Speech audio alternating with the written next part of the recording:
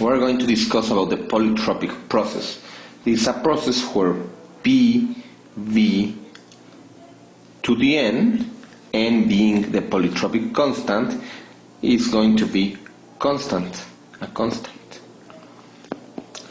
The work is obtained as the integral of P dV, and since P is going to be the constant over V to the n only affects the volume, for instance, dV from point 1 to point 2, we can get the constant outside, so we will have the integral of V to the minus n dV from process 1 to process 2, and then we can just say this is, for instance, V to the minus n plus 1 over minus n plus 1 from process 1 to process 2.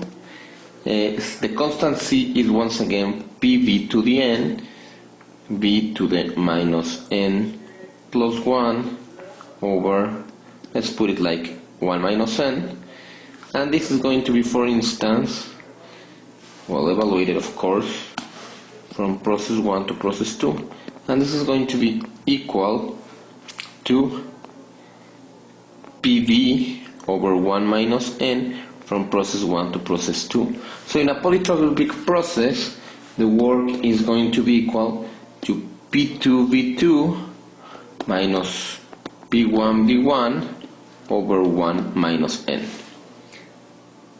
And if the gas is ideal, for instance, we can change PV with RT, so this can be R times T2 minus T1. I have already factorized the R.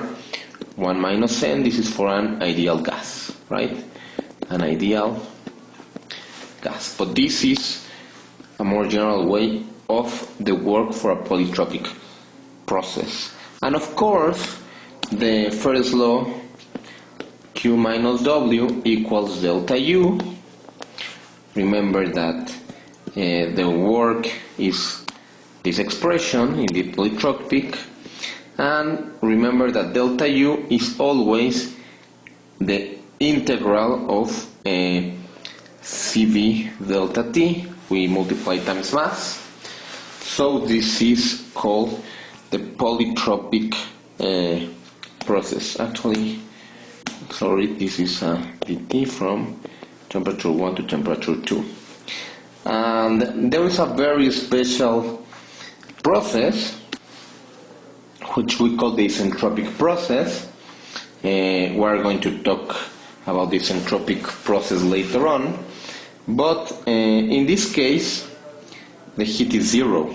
That's the reason why we also call this an adiabatic process.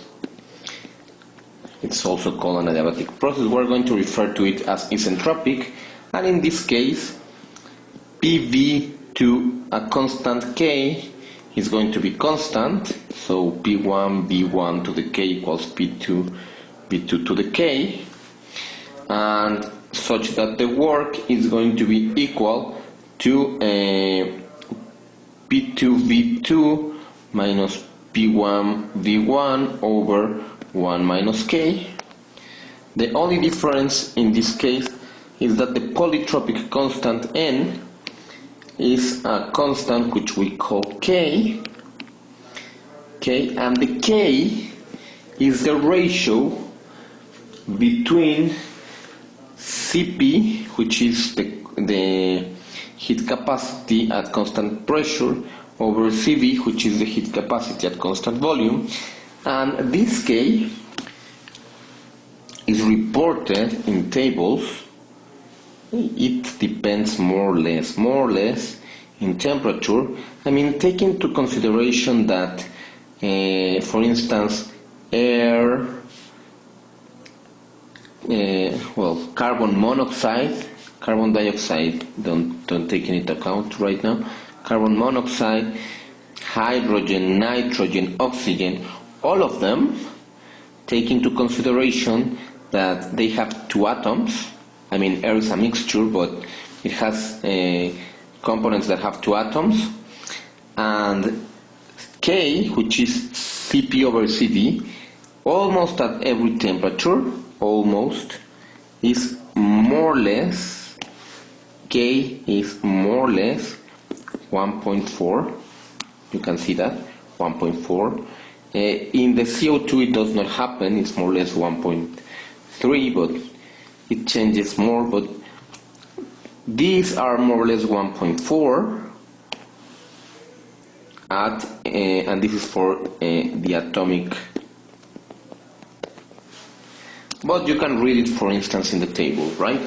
So K is going to be the ratio between Cp and Cv, and it will define the isentropic process where heat equals 0.